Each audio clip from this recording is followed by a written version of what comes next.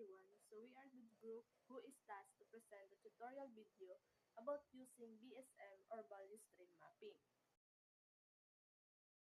Value stream mapping or BSM is a powerful tool for visualizing and analyzing how products move through a production process. So this is a good foundation for understanding how activities and operations are connected and forms a basis for analysis of the process. A BSM map provides a clear picture of how materials and information flow through the entire production process. So this helps to understand the connections between different activities and operations, laying the groundwork for process improvement. However, the graphical representation alone is not enough. It is important to note that the whole point of doing BSM is improvement. We can describe BSM methodology as a sequence of 5 steps, in which the initial four are all leading up to the actual improvement of the process. The first step is by determining the value stream scope. Then the second step is the current state map, wherein we need to understand the current operation. So this is also the foundation of the future state. And speaking of future state, in this step, we redesign the process according to the lean principle. The fourth step is by developing a plan of implementation to realize improvement. So this is where also we ask who, what, and when. And lastly is the implementation of the improvement, wherein this is the overall goal of BSM. BSM uses icons to represent the flow of information and inventory within a system and to streamline those processes.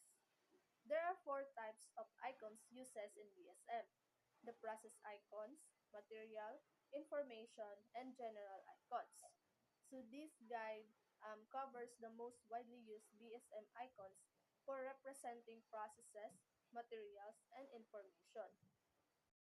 So for the first type of BSM icon, we have the process icon, and under this icon we have customer supplier or customer and supplier. When placed in the upper left corner of a value stream map, the typical starting place for material flow, this icon represents the supplier. When placed in the upper right corner, it represents the customer. Next is the process box. This icon represents a single department, process operation, or machine with a fixed and continuous internal material flow. We also have data box. The data box is placed under other icons that require data to analyze the system. For example, a data box could go below a factory icon to show shipping frequency, product handling data, batch size, or other information. Next is work cell. It is used to show that multiple processes are integrated into a manufacturing work cell. And lastly is shared box. This icon indicates a process, department, operation, or work center that is shared by other value stream families. For the next type of icon, we have the material icons. And under this is firstly the inventory. Inventory between two processes is represented by this icon. If you need to include an inventory count, add it below the triangle icon. So this symbol can also represent stored inventory. Next is shipments. This symbol shows materials coming from suppliers or finished goods going from factory to customers. Next is push arrow. This icon shows material being pushed downstream from one process to the next. We also have supermarket. This icon represents a Kanban stock point where downstream customers can get the inventory they need as it is replenished by the upstream supplier. Next is the material pool. This pool symbol represents physical removal of stored inventory from supermarkets. And next is FIFO lane. This icon represents a first in, first out system that limits inventory input. The maximum inventory capacity can be written below the link. Next is safety stock. Rather than permanent storage, This icon indicates temporary safety stock to prevent problems in the event of system failures or other issues. Furthermore, we also have track. The track icon represents external shipment to customer or from suppliers. We are now down to our third type of icon, which is the information icons. Under this is firstly the production control. A centralized production scheduling or control department is represented by this simple box symbol. Next is manual information. Manual information flow from memos, reports, or conversation. Indicate the type of information if needed. Next is electronic information. Digital information flow such as the internet, intranets, electronic data interchange, etc., are frequency types of data, and the media used can all be recorded. BSM also have production Kanban. This indicates the production needed to supply parts to a downstream process. Next is withdrawal Kanban.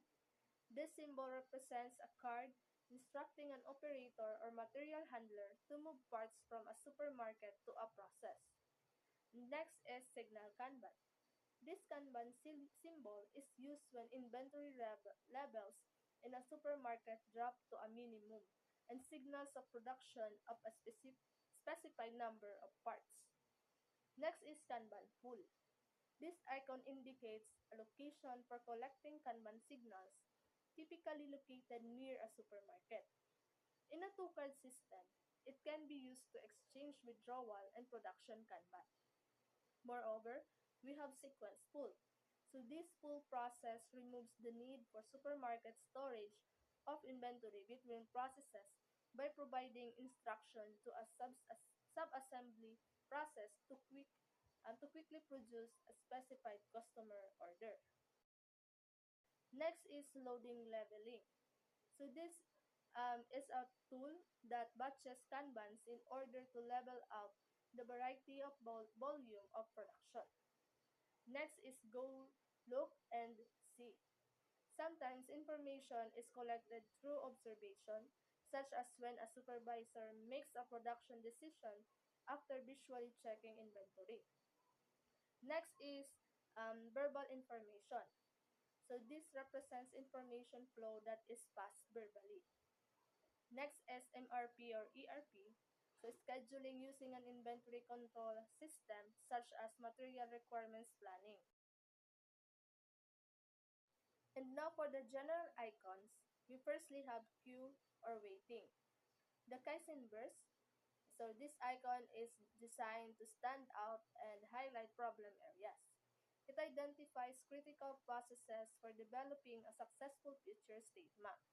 We also have here messages and timeline. So this timeline on a value stream map is placed at the bottom and shows waiting times and processing times. So this can be used to calculate lead time and total cycle time. So next is phone and solution or improvement. So this cloud symbol is used to highlight proposed ideas, solutions, or suggestions. And lastly is the order. Sales or purchase orders can be represented by these icons. Next is the current state map. When you draw your VSM, use a large piece of paper and lay it out horizontally. This allows you to fit all the process steps on the same line, as VSM maps are typically wider than they are tall. While you can use software to create value stream maps, handwritten maps are often prepared. Software-generated maps can feel so polished and finalized, making people less likely to suggest changes. So now I will teach you the first element to draw your value stream map, the customer demand. So the first thing to remember is that we are here for the customer. We are not in the company for the department goal. We are here to meet the customer's demand and give them value.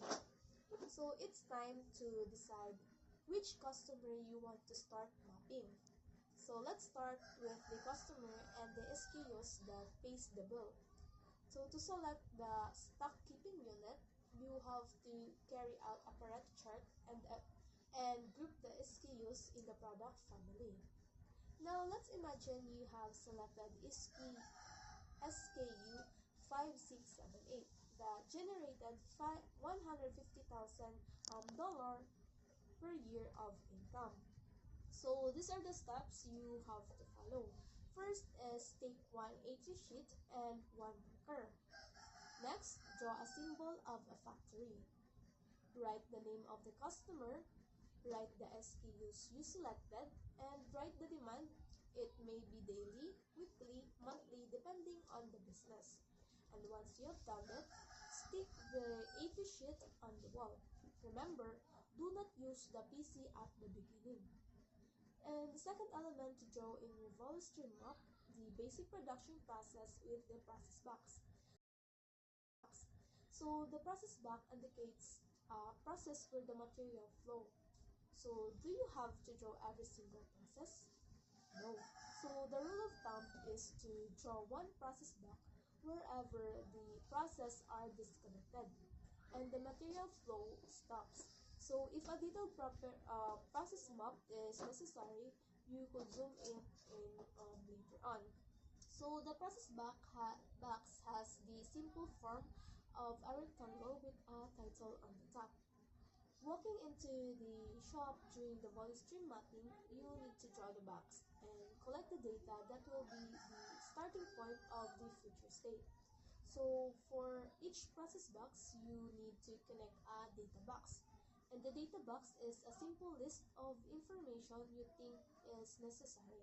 So here is the list to get started. First is the cycle time. So it is the time between two parts coming off the process. Next is the change over time. So this is the time to switch from product A to product B. Third is the number of people. So it is the number of people you need to minimum to operate the process. And next is the available time. So it is how many minutes is the machine available in one shift for the VoluStream you are mapping. Next is the uptime. So it is how many minutes is the machine not stop for maintenance. And the scrap rate is how many parts do you scrap in percentage. So these are the list of information will be richer the more you draw the VoluStream maps. And VoluStream maps should appear as follows. First element is the customer demand, and second element is the process flow with inventory and the icons on the data box. So let's go to the third element of VoluStream mapping, so which is material flow. So material flow is an important part of every production and logistics. It describes the physical movement of materials, products, and goods through the entire manufacturing process. So efficient material flow design can help avoid bottlenecks and delays, increase productivity, and reduce cost. So in material flow, we'll encounter some questions like, for example, how frequently and which way of shipment should you deliver to your customer? It may be air freight or in the land.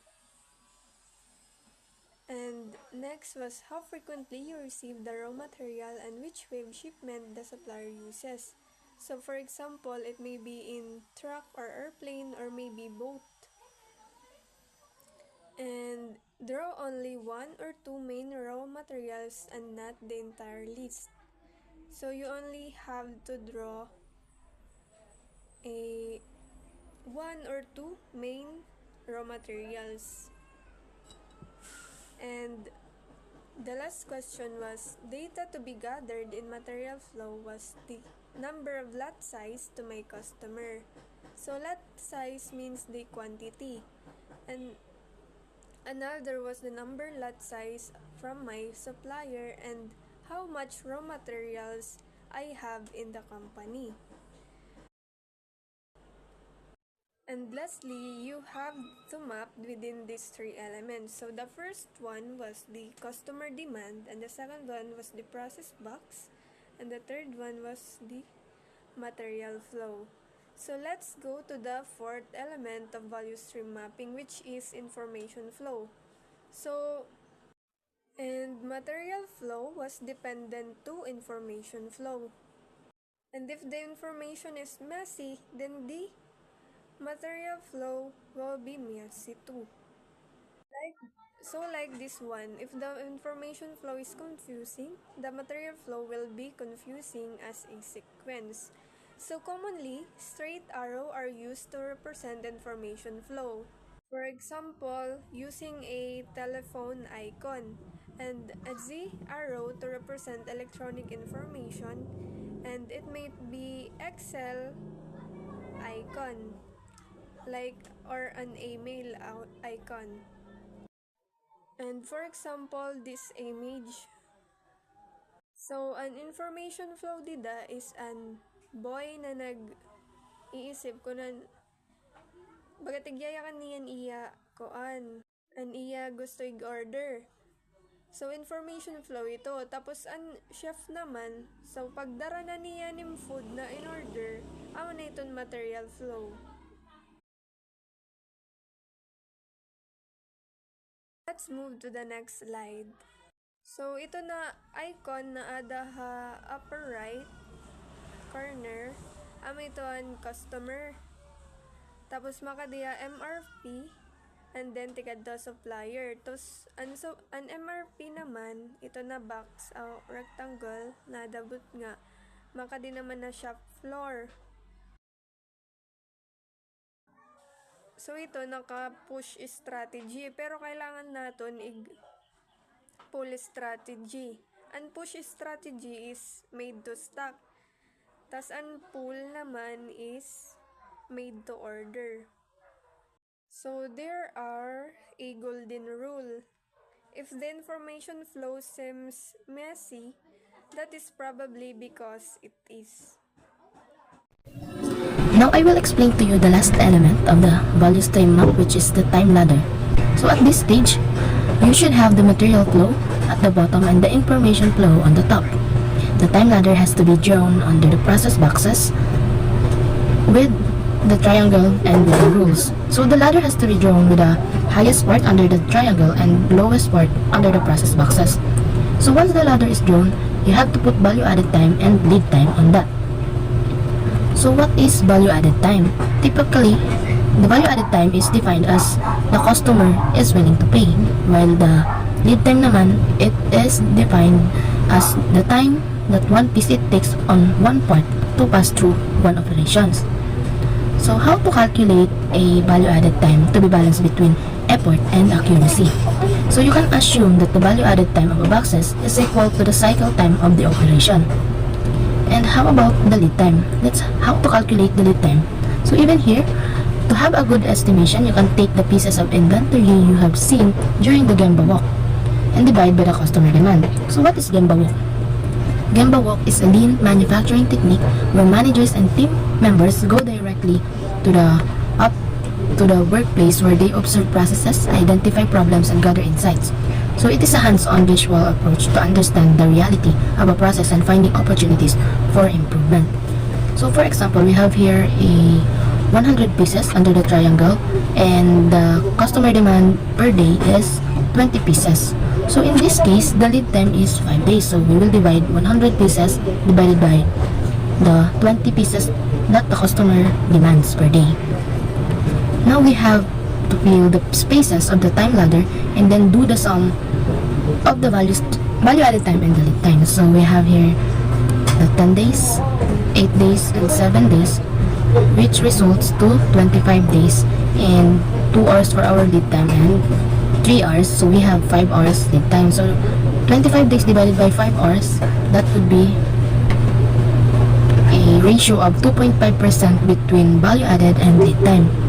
So now let's move forward to the future state map. So the purpose of future state map in value stream mapping is first is single processes are linked to their customers, produce only what is needed when is needed in the quantity needed, and waste highlighted are eliminated. So in future state map, we have principles to follow. So principle 1 is do not overproduce and produce at the takt time speed to avoid overproduction. Again, overproduction is the king of 7 ways the team or in the team woods. Next is the principle 2, where we create the flow where is possible and when the process workstation are far from each other and the material stagnation is natural. With closer workstation, it will be easier to have one piece flow. In principle 3, use the supermarket to control production. So when it is not possible to move workstation closer, use a supermarket and pull system to control the inventory. Next is the schedule only at one point. So if scheduling occurs in multiple points, the information flow will messy and the material flow accordingly. So this scheduling is named the pacemaker. For principle 5, level the production mix at the pacemaker. So try to schedule the production mix at the shortest time interval. So you can distribute the production in the sequence ABC, ABC rather than AABB, CC, AABB, CC. Gets? So next is the level production volume. It will release into production small and consistent increments of works. In principle 7, develop the organization to avoid large batches production, and the best way to do that is by SMED events. So what is SMED? SMED stands for single minute exchange of die. So it is a lean manufacturing technique also that focuses on significantly reducing the time it takes to change over equipment between production runs. Now, how to create future state visual stream mapping? So let us start with the purpose of future state visual stream mapping. So again, number 1 is to build a value stream where single processes are linked to their customers. Number 2, the processes produce only what is needed when it is needed in the quantity needed.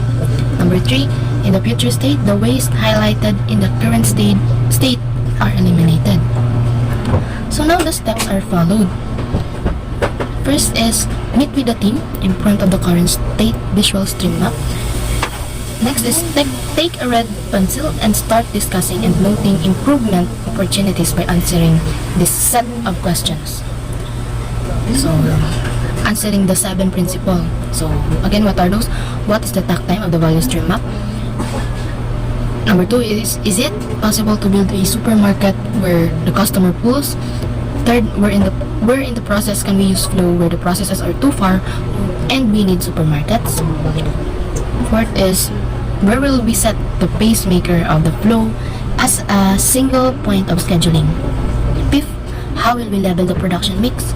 Sixth is, what increment of work will we consistently release? And lastly is, what improvements will be necessary? Like for example, improve uptime, improve quality, improve change over time. So, after this set of questions, you should have a current state visual stream map. So, kanina na-discuss ang BS and current state map. So, now, it is time now to draw the future state by using new symbol like Kanban, home supermarket, FIFO, and etc. So, for each Kaizen burst, try to imagine an impact on the KPIs like inventory, lead time, or quality. So, this topic will be discussed by Ms. Garcia. So now we will start how to make a value stream mapping of a assembly line. So I will be using eDrawing Max. So first we will put the symbol of a customer and the supplier. So in the upper right corner is the customer and the upper left corner is the supplier. So in the customer, we will put the demand, which is 180 per day, and also the takt time of 272 seconds. So the next step is to put the processing box, which we have 5 processing, which is the ADDC line, the the transmission line, the pre-paint line, the paint shop, the post-paint line, and also the shipping. So here I'm just copying the process box for the 5 process, and then changing the title for it per process box.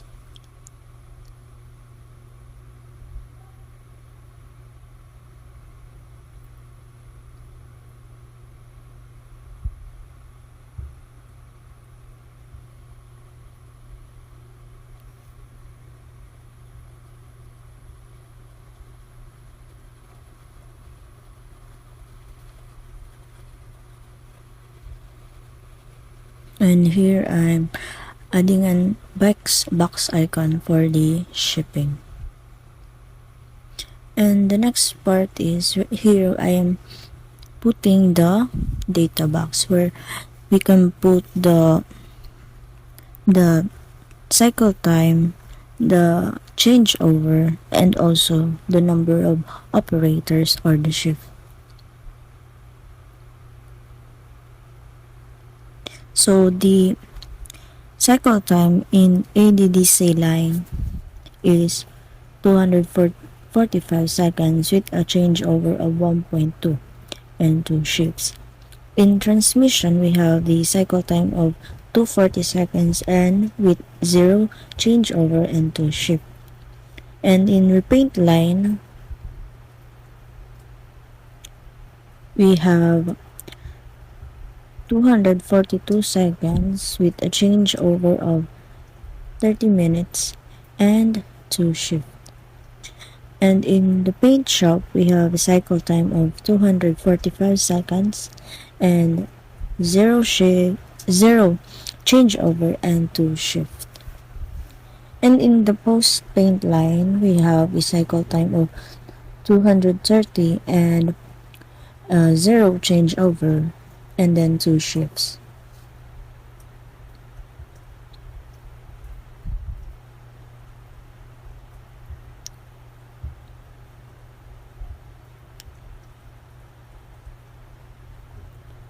And then I'm going to labeling for the shipper. So the next part, we're going to put the triangle with a symbol of I, which stands for the inventory.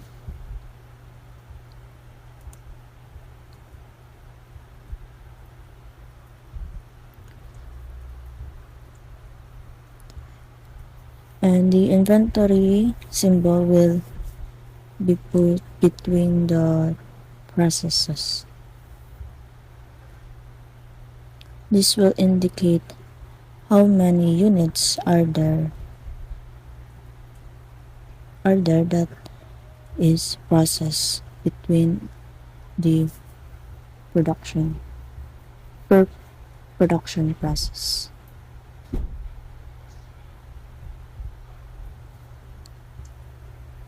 And here I'm just adjusting it so the inventory symbol would fit in between the processes. And in the first inventory you have the 90, the second 70, the third is 45, the fourth is 80, the fifth is 60, and then lastly we have 40.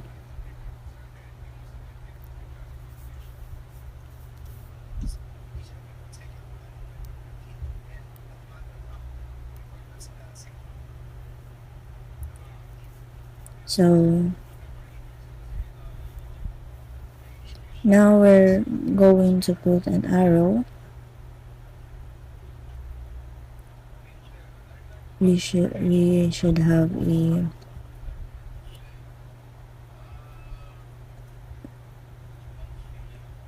an arrow for the shipment.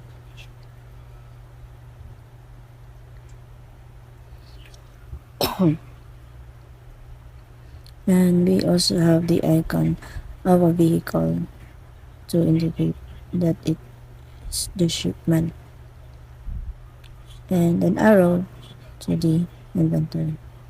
And the next one is we're going to put an arrow. We just copy paste the arrow from the supplier and then connect it with the shipping,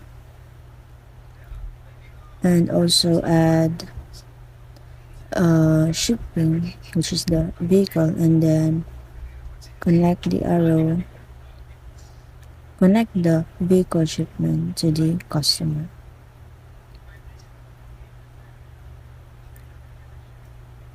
And then put the label of 90 units per shift, and then to the customer, to the customer, and then to the supplier, to the inventory is we have 90 units per shift. And now we're going to put the production control, which is the assembly processing. And here that arrow is the electronic info flow, and also we will be putting the electronic info flow, which indicates the flow of any information through electronics. And also we have the manual information flow from the customer to the production control, and then from the production control to the supplier. And also I will put a box to channel out the manual information to every processes, instead of having the manual information flow from the assembly processing to the processes.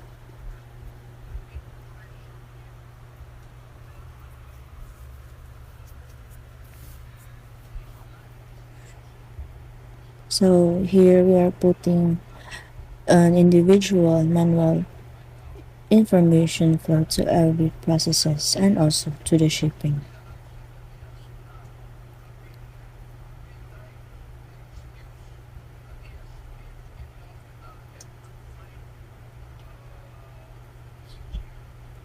And then an arrow from the assembly processing to the daily schedule.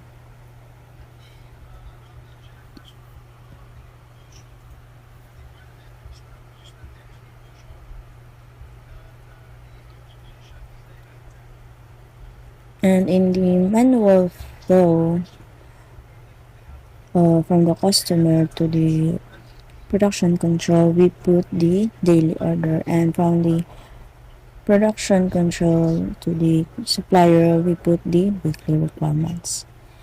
And for the electronics information, we have the weekly forecast from the customer to the production control, and then monthly forecast from production control to the supplier. And here we're putting the icon of the push arrow, which indicates that after the process, or after each process, it will be pushed to the or go through the other processes, which is the flow of the materials. So here we are putting the timeline symbol for each processes, and also for the lead time.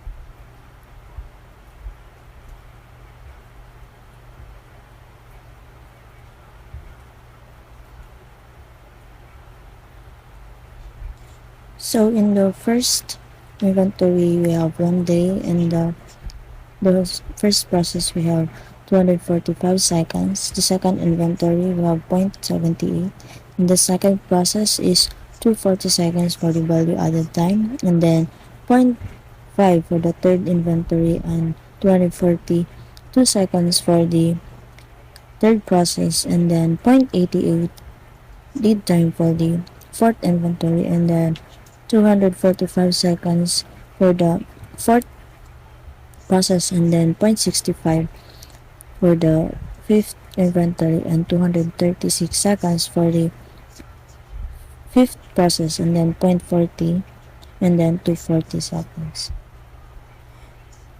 And with a total of 4.30 seconds for the lead time, and then the value added time is 24 minutes, and the production cycle efficiency is 0.388%. And now we're putting the title, which is the value stream mapping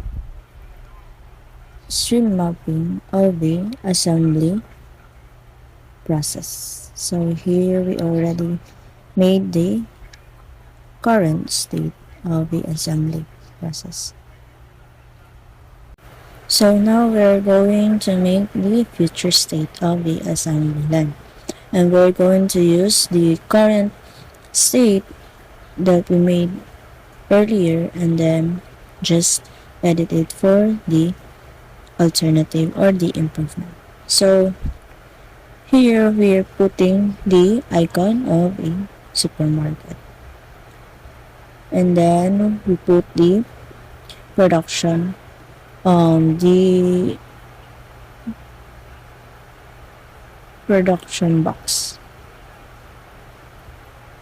and here in the production box we combined all the processes from ADDC transmission plus the pre-paint line plus the paint shop, and then the post-paint line. And then here we add the work cell, which indicate that it is just a one line process, and small circles that indicates workers.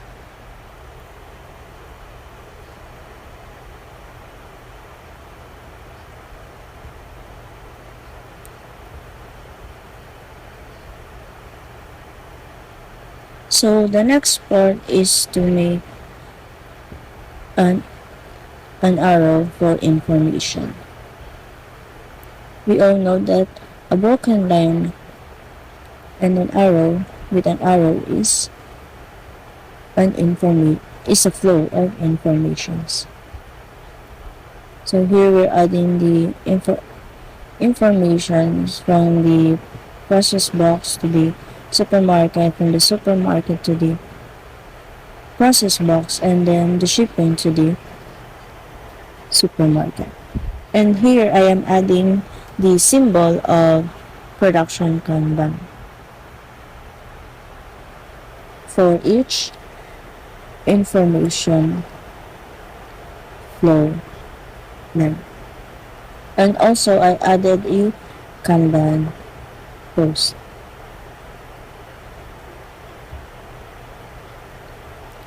And also information flow coming from the assembly processing to the shipping.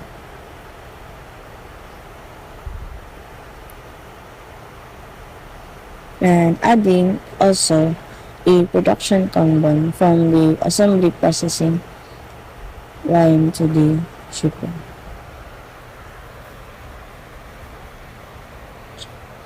And here I'm adding, instead of electronic information flow, I added the manual information flow as an alternative. And here I am adding the data box, which indicates the takt time, which is 272 seconds, a changeover of 1.40, and an uptime of 100%, and a total work time of 24 minutes.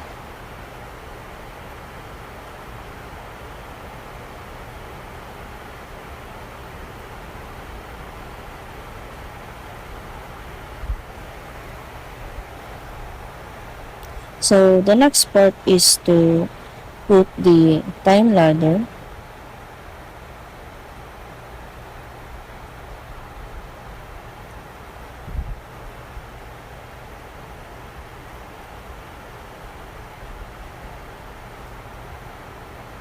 And for in the supermarket, for the first supermarket, we have 2 days and the value added time, which is 24 minutes. And then in the next supermarket is 1.5 days. So the productive time is 3.50 days and the value added time is 24 minutes.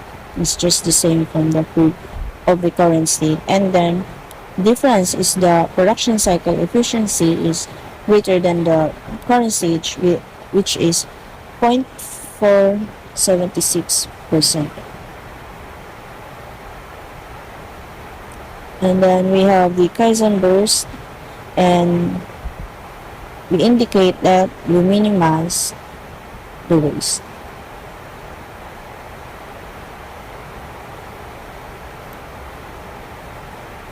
And here we already have the future state of the assembly line.